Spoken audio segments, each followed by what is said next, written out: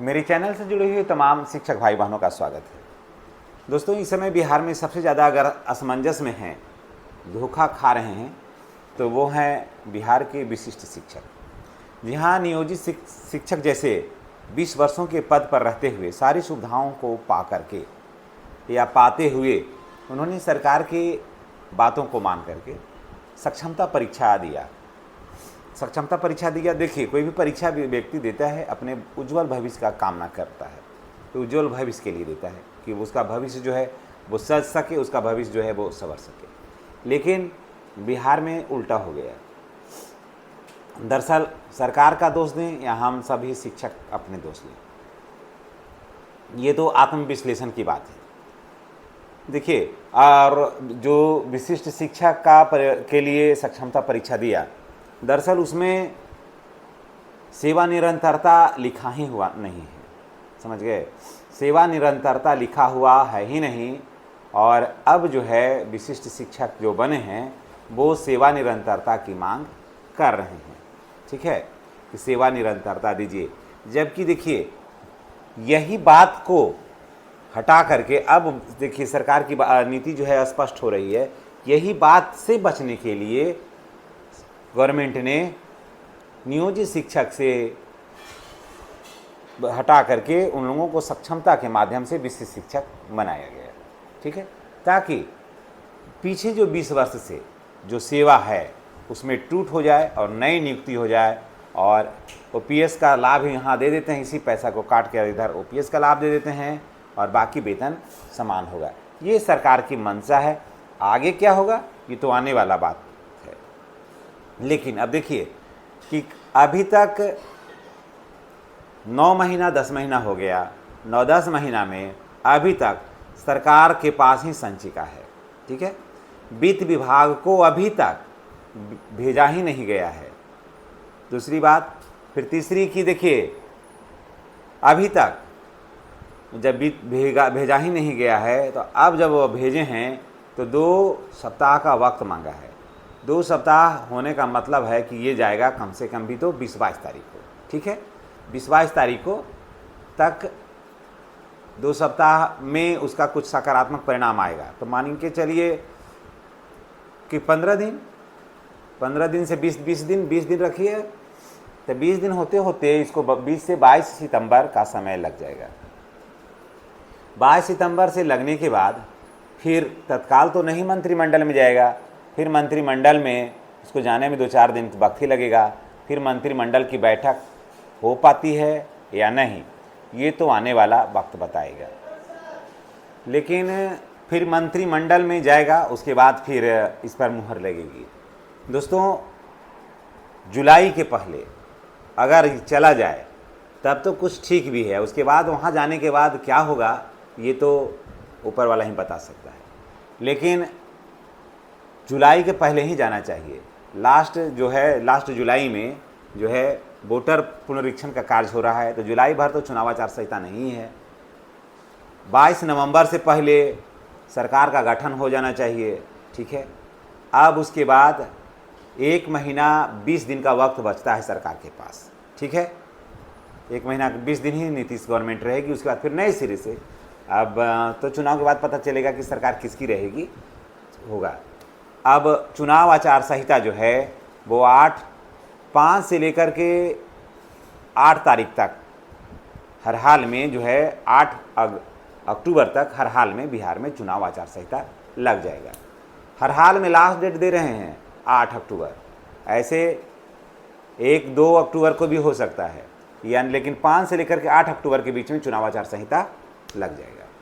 ठीक है, तो वैसे में अगर सरकार फैसला लेती है तो यही उसके पास लगभग 15 दिन का वक्त है। बहुत जोड़ जाड़ करके 15 दिन का वक्त है।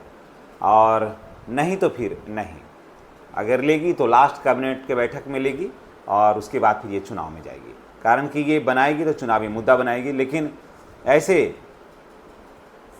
विशिष्ट शिक्षकों का यानी सक्षमता पास 1, 2, 3, 4 जो भी परीक्षा होगी उसमें नियमावली में सेवा निरंतरता है ही नहीं। चाहे तो देखिए हम लोगों का भी गलती है, हम शिक्षकों की भी गलती है, जब नियमावली में सेवा निरंतरता नहीं था तो हम लोगों को ठहर जाना चाहिए था, हम लोग नहीं भरते फॉर्म। शिक्षक को फॉर्म भरना ही नहीं चाहिए था, लेकिन शिक्षक फॉर्म भर दिए जल्दी जल्दी में। अब परिणाम हुआ जब भर दिए तब जा कर के समझ में आया कि अरे इसमें ये चीज़ नहीं है। सरकार यहाँ पर कहीं गलत नहीं है, सरकार की गलती कहीं नहीं है, नियमावली में है ही नहीं सेवा निरंतरता। अब तो संशोधन करना पड़ेगा, नियमावली में पूरा संशोधन होगा तभी न होगा, फिर नियमावली में संशोधन होगा, इसलिए वित्त विभाग के पास भेजा गया है। पे प्रोटेक्शन की बात हो सकती है, सेवा निरंतरता की तो बात हमको दूर दूर तक अभी चुनाव के पहले तो नहीं लग रहा है। हो सकता है चुनावी घोषणा पत्र में शामिल किया जाए तो नहीं कर सकते हैं, लेकिन पे प्रोटेक्शन हो सकता है और पे प्रोटेक्शन भी होगा, लेकिन पैसा भी मिलेगा, अभी तो नहीं। अब नए सरकार के गठन होने के बाद, नए सरकार का जब गठन हो जाएगा तब इधर तो कोई भी पैसा मिलने का बात नहीं है, और एकदम कन्फर्म जानिए।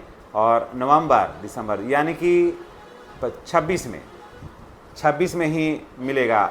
जो पीछे जो पैसा अगर है जो है आपका वो 26 में मिलेगा, 25 में तो किसी भी कीमत पर नहीं मिलेगा, ये आप लिख लीजिएगा। तो ऐसी स्थिति है, ये सच्चाई है, समझ गए। और लोग कहते हैं, मैंने बहुत सारे लोग कमेंट करते हैं कि नहीं ये गलत खबर है, ये है, लेकिन आप देख लीजिएगा 25 में तो आपको पैसा किसी भी कीमत पर, जो पे प्रोटेक्शन का पैसा है जो नियोजित शिक्षकों को अभी मिल रहा है, वो यहाँ पर मिलने का तो अभी कोई बात नहीं है। 25 में तो आपको नहीं मिल पाएगा। सरकार ये भी कहेगी कि वही पैसा जोड़ करके इधर भी दे रहे हैं, ऐसा भी कर सकती है, इसका भी कुछ नहीं है, लेकिन ऐसा होना तो नहीं चाहिए। तो दोस्तों आपको थोड़ा वेट करना होगा, और अगर आप सक्षमता परीक्षा दिए हैं या जो देंगे या जो देने वाले हैं उनको धैर्य रखना होगा। जब अपने घर को छोड़ करके दूसरे घर में गए हैं तो आपको हड़बड़ाने से नहीं होगा। और आप कोर्ट में भी अगर आप जाता है, अगर सक्षमता परीक्षा पास किया हुआ व्यक्ति कोर्ट में जाता है सरकार के अगेंस्ट सेवा निरंतरता को लेकर के, तो मैं बता दूं कि वहाँ शिक्षक हार जाएंगे, नहीं जीतेंगे कोर्ट में। जन आंदोलन करने का तो अब कुछ है नहीं। अरे बहु तो सड़कों पर जाकर के जिंदाबाद मुर्दाबाद नारा लगा सकते हैं, इससे ज़्यादा तो अब कुछ किया नहीं जा सकता है। और स्कूल अब बंद करने का और हड़ताल पर जाने का, ये तो ख़त्म हो गई कहानी, ये इसकी तो कहानी ही समाप्त हो गई। लेकिन हताश नहीं होना चाहिए, आदमी को आशा रखना चाहिए, भरोसा रखना चाहिए, विश्वास रखना चाहिए कि सेवा निरंतरता जो है वो मिल जाए। कारण कि अखबार में आपने देखा होगा कि सेवा निरंतरता मिलेगा, लेकिन अखबार की बात को नहीं, वो दे दिया जाता है मैसेज, कह दिया जाता है कि ऐसा लिख दीजिए। आज करके मीडिया पर कोई भरोसा नहीं रहता है, चाहे वो लोकल पत्रकार हो तो क्या है, जितने भी पत्रकार हैं सबका वही स्थिति है। 100 रुपया, 50 रुपया, 200 रुपया में समाचार बनाते हैं लोग, इतना इमेज गिरा है। तो ये स्थिति बनी हुई है। और जब जब सक्षमता परीक्षा का डेट आता है ना, तभी तक सेवा निरंतरता की रट होती है और उसके बाद फिर समाप्त हो जाती है। तो दोस्तों यहाँ पर सेवा निरंतरता देने में सरकार को बहुत घाटा है, समझ गए। सेवा निरंतरता अगर सरकार देती है तो इसको देना पड़ेगा पीछे से देना होगा इसको सारा कुछ, और इसी वजह से सरकार बचना चाहती है। सेवा निरंतरता दे देगी तो स्नातक ग्रेड में प्रोन्नति भी देना होगा, जो सरकार देना नहीं चाहती है, कारण कि 8 वर्ष सेवा होगा तभी सरकार कहती है कि सेवा है, नहीं। तो इसीलिए बहुत बढ़िया अभी कुछ समाचार निकल कर आ रहा है विशिष्ट शिक्षकों के लिए, ये नहीं है। अभी विशिष्ट शिक्षकों को इस समाचार को बेहतर हासिल करने के लिए अभी और इंतज़ार करना पड़ेगा, या यूँ कहिए कि अगर 15 दिन के अंदर अगर कुछ हो गया तो हो गया, नहीं तो इसके बाद फिर अब कुछ होने वाला नहीं है। बहुत मिल गया तो पे प्रोटेक्शन मिल सकता है, इसके आगे तो कुछ भी नहीं नज़र आ रहा है। धन्यवाद, बाकी आपकी मर्जी।